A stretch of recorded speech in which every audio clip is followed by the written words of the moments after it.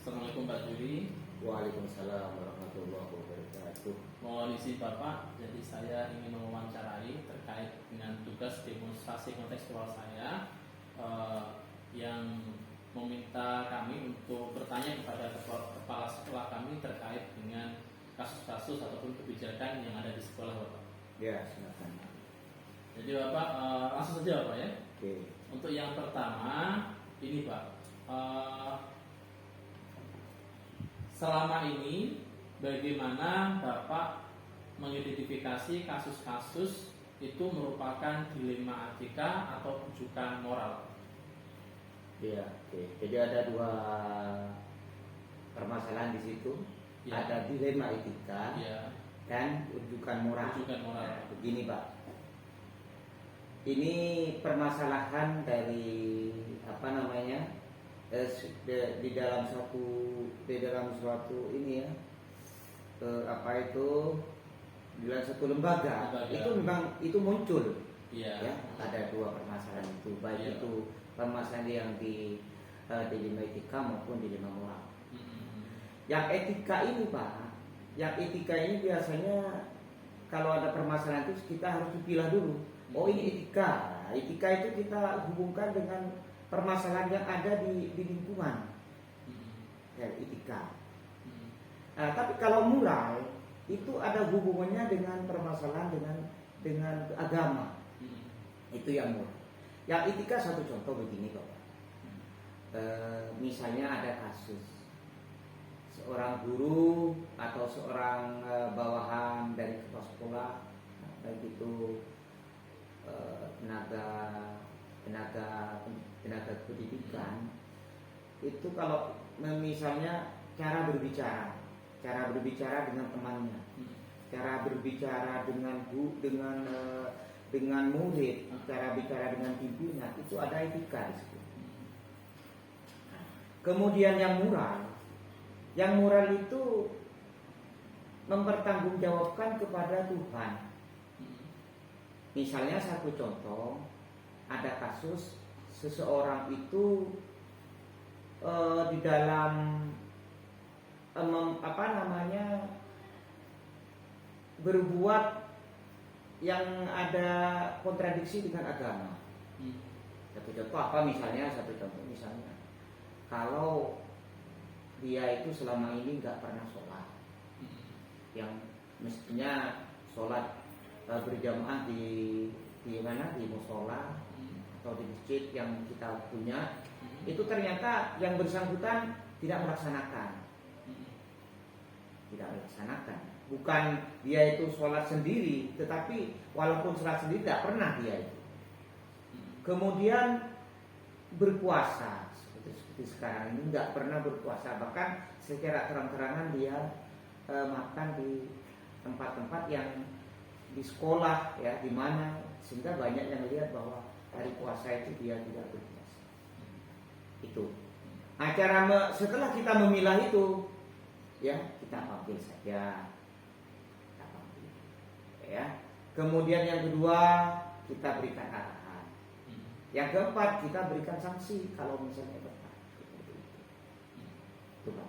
Jadi terima kasih yang pertama. Yang kedua ya Pak, terus bagaimana ketika Bapak menjalankan pengambilan keputusan di sekolah, terutama untuk kasus-kasus di mana ada dua kepentingan yang sama-sama benar Pak?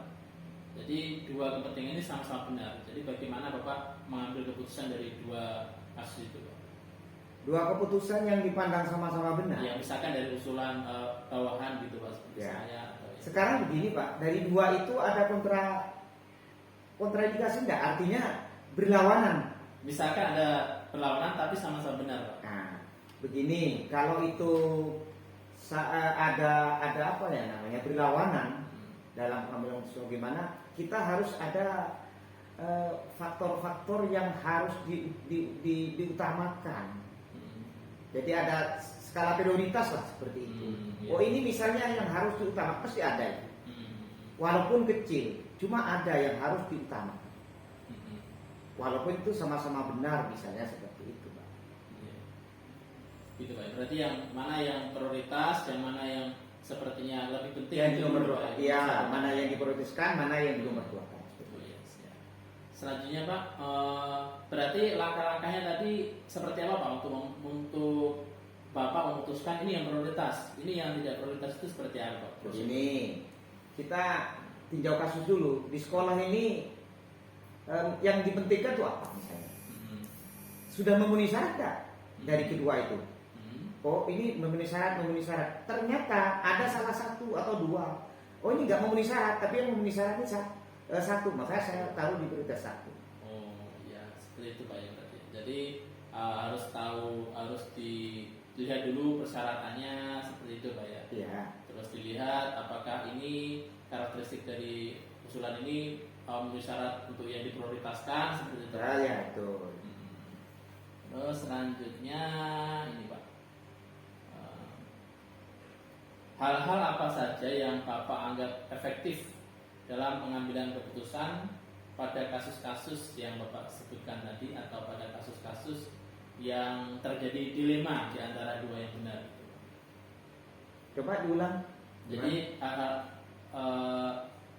apa yang selama ini Bapak anggap efektif?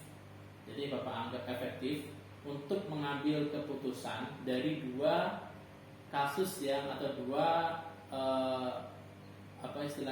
dua masukan yang sama-sama benar Pak, gitu.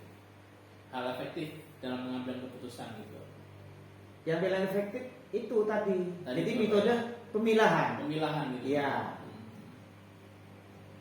Terus lagi apa tantangan dalam pengambilan keputusan dalam kasus-kasus yang seperti itu Pak? Tantangannya begini Bapak.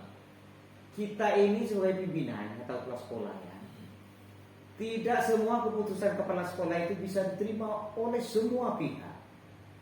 Tetapi kita mengambil jalan tengah. Kira-kira keputusan dari seorang kepala sekolah itu berapa persen? Persentasenya harus lebih banyak diterima oleh bawahan. Jadi kita ini harus betul-betul mengambil keputusan, misalnya keputusan A atau B, itu yang bisa diterima, yang banyak diterima oleh stakeholder ke bawah ya, itu yang mana? Yang mana gitu Ya. Terus selanjutnya Bapak, apakah Bapak memiliki sebuah tata cara atau jadwal tertentu dalam sebuah penyelesaian kasus dilema etika? Apakah Bapak langsung menyelesaikan di tempat atau memiliki jadwal untuk menyelesaikannya? Bentuk atau prosedur seperti apa yang Bapak jalankan? Tadi tentunya prosedurnya kan seperti tadi Bapak ya. Ya. Tapi pertanyaan di sini apakah langsung menyelesaikan di tempat atau melakukan penjadwalan untuk rapat atau bagaimana Pak? Terima kasih Pak Hendri. Apa yang saya jalani saat ini saya mengambil suatu kalau itu sangat urgent sekali, tidak bisa menghubungi jadwal. Penjadwalan. Ya. Kalau terjadwal, ini kapan permasalahan itu bisa terselesaikan? Sedangkan kalau itu terjadwal, itu banyak permasalahan kecil di luar itu. Jadi secara spontanitas cepat terselesaikan atau tidak, kita panggil yang bersangkutan, saya berikan begitu, saya berikan ini. Nah nanti kita evaluasi apa sudah efektif enggak metode yang saya. Berarti langsung Pak ya, langsung Iya, itu juga Pak langsung, diselesaikannya.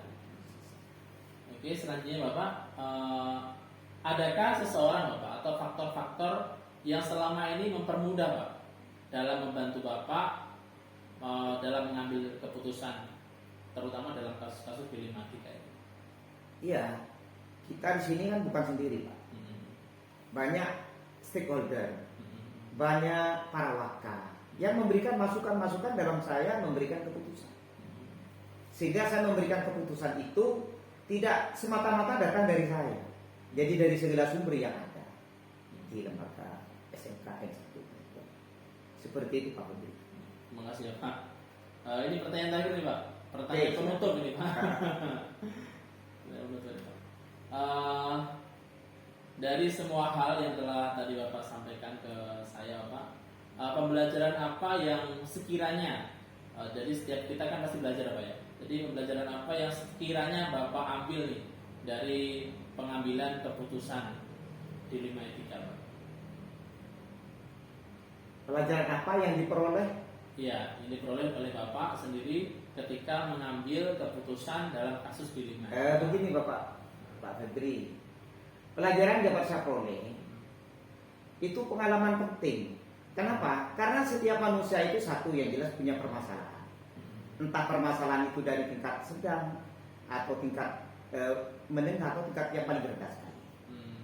Nah, di dalam pengambilan keputusan itu, maka kita ini sudah punya pegangan, untuk mengambilkan keputusan untuk yang akan.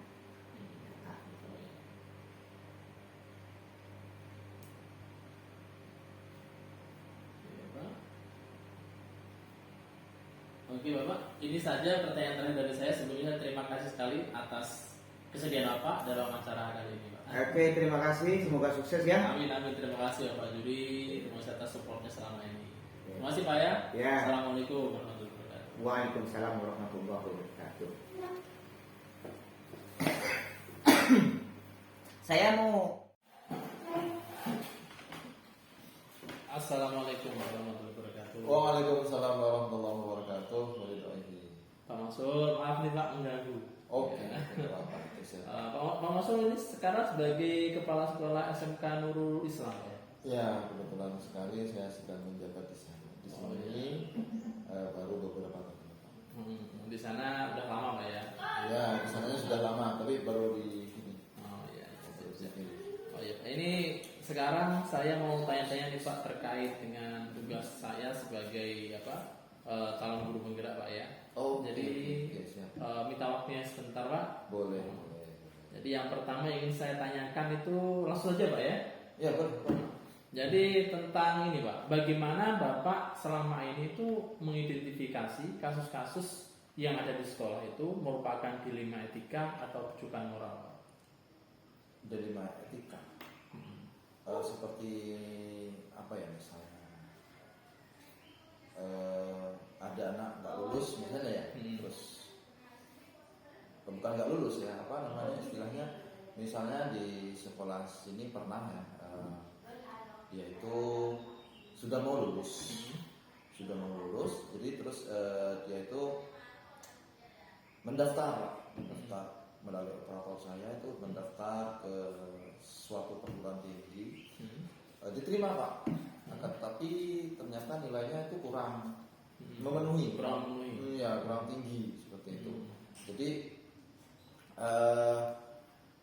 sekolah waktu itu dihadapkan dengan situasi di mana ada seorang siswa yang seharusnya kita banggakan bisa masuk ke perguruan tinggi dan ternyata nilainya itu kurang nyampe seperti itu. Jadi saya melakukan diskusi dengan beberapa orang guru mapel yang mengajar anak itu, kemudian wali kelas dan juga beberapa waka saya, terutama waka kur. Ini bagaimana solusinya seperti itu biar anak ini bisa lolos, bisa masuk dengan nilai yang standarnya di kampus seperti itu. Nah, jadi yang saya lakukan adalah mengkonversi nilai, tapi tetap nilai itu dinaikkan, akan tetapi ada syarat yang harus dipenuhi oleh anak. Nah, ternyata setelah saya lihat ada memang satu pelajaran yang tidak memenuhi, Pak.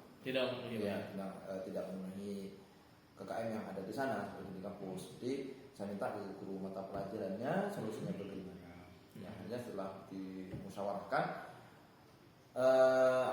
ditemukan beberapa tugas memang tidak dipenuhi di mata pelajaran itu.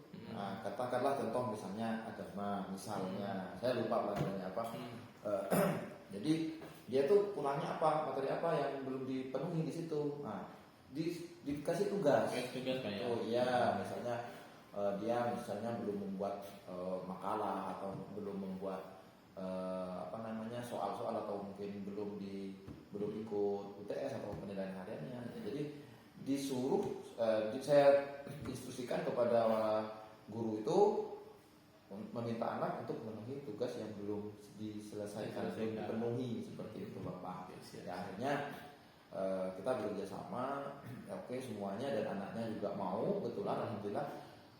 Mungkin karena sudah anak-anak kan sudah nggak sekolah ya, karena alhamdulillah mungkin si anak mau memenuhi persyaratan itu Pak ya, diminta oleh guru tersebut seperti itu. Jadi intinya kalau di 5 etika itu benar benar-benar gitu Pak ya. Ya, Jadi benar. dia lihat di antara benar-benar. Kalau nggak gitu Pak Feb, kan nanti pikirannya sekolah ini kan nggak konsisten Pak. Seperti itu ya, mengubah ya karena hanya Karena hati lah Pak ya. Iya, karena hati, kemudian ya inilah sekolah kita kan seperti itu, yang membagikan sekolah kan itu kebanggaan yang salah seperti itu. Jadi tetap prosedur lah, tetap melalui prosedur. Ya, prosedur. Terus ini Pak, pertanyaan selanjutnya Pak. Oke.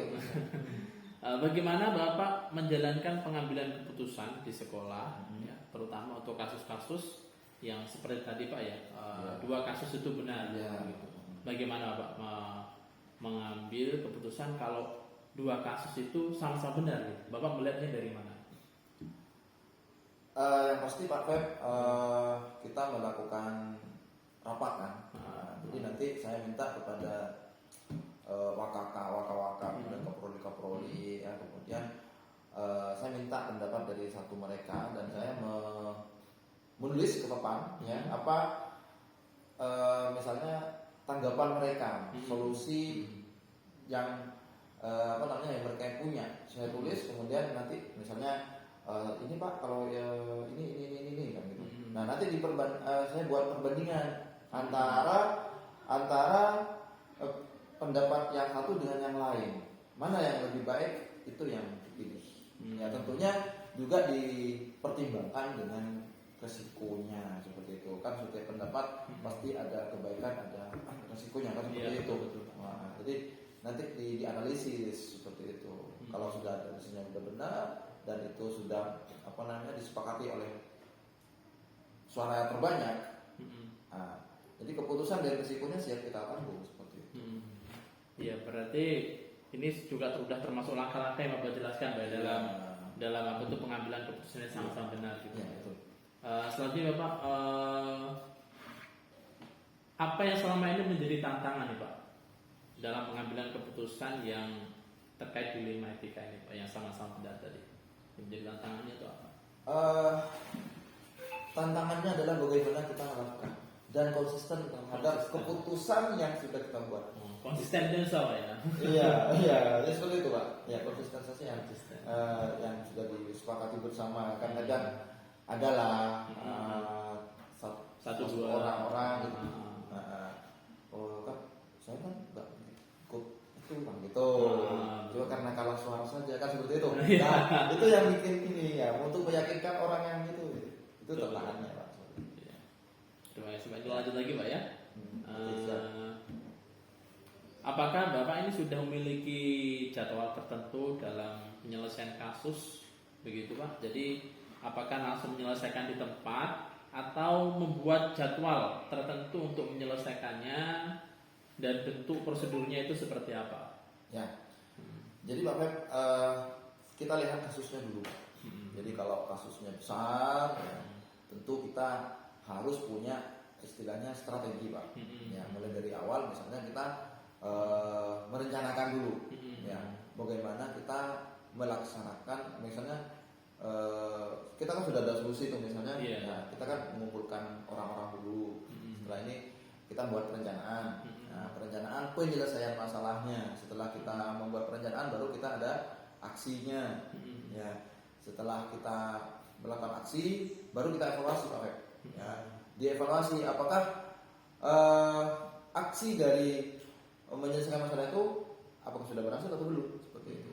Nah, kita evaluasi dulu seperti itu. Jadi ada langkah-langkah, ada jadwal kapan gitu seperti itu. Ya, jadi tergantung juga ketingkatannya Pak, tingkatan besar kasusnya. Ya, diselesaikan langsung apa musyawarah atau di mana gitu Pak. Kalau problem yang enggak gitu banyak, yang gitu kecil misalnya, itu yang bisa kita selesaikan di waktu itu. itu. Cuman meskipun kecil kan kita tetap ada evaluasi Pak. Iya, Itu bagaimana kan gitu. Ya. Lagi Pak. Oke, siap. Adakah orang Pak atau faktor-faktor apa yang selama ini mempermudah atau membantu Bapak dalam pengambilan keputusan terkait kasus-kasus di Lima Etika? Faktor-faktor sebenarnya yang membantu itu tergantung dari integritas setiap individu, orang-orang yang berada di bawah kita Pak. Ya. Tanpa itu semua, apapun yang kita ambil, apapun yang kita putuskan dan apapun yang kita sepakati tidak akan jalan. Tergantung dari integritas setiap orang. Betul Pak. Ya. Sekarang ini Pak, pertanyaan terakhir nih Pak. Oh, masuk sudah terakhir. Iya, terakhir nih Pak. Jadi nggak perlu lama-lama Pak. Sekarang Ya, pertanyaan nggak ya. Iya. Dari semua hal yang telah Bapak sampaikan nih, pelajaran apa nih Pak yang bisa Bapak ambil nih dari pengalaman Bapak selama mengambil keputusan di Lima Etika itu Pak? Yang pertama adalah kebersamaan. Karena apa? Tanpa kebersamaan, setiap keputusan yang kita buat itu tidak akan bisa jalan. Satu, kebersamaan. Jadi kita harus kompak ketika kita memutuskan suatu keputusan. Nah, ini kita harus bekerja bersama-sama. Tidak boleh hanya satu orang saja yang melakukan itu. Betul Ya. Karena kan setiap tugas itu memiliki keterkaitan, Pak. Misalnya saya di sekolah berkaitan dengan operator juga membutuhkan kepala sekolah. Kepala sekolah juga membutuhkan waka-waka dan guru-guru mapel. Betul. Semua orang terlibat di situ. Betul. Kemudian yang kedua adalah seperti tadi integritas. Ya, integritas harus itu, Pak. Kemudian setelah itu keyakinan. Nah, kita harus yakin bahwa masalah ini harus diselesaikan. Yakin bahwa keputusan ini baik untuk sekolah dan untuk anak didik yang kita didik seperti itu. Luar biasa. Luar biasa sekali dari penyampaian yang Pak Mosel sampaikan. Ya, mudah-mudahan Saya banyak belajar nih Pak. Iya. Siapa tahu nanti saya nyusul jadi kepala sekolah. Amin. Oke Pak, mungkin sekian Pak apa yang bisa saya tanyakan ke Bapak. Saya mohon maaf menunggu waktunya nih Pak. Oke. Saya izin pamit dulu Pak. Langsung Pak. Kan kita puasa. Udah Pak ya. Assalamualaikum. Waalaikumsalam.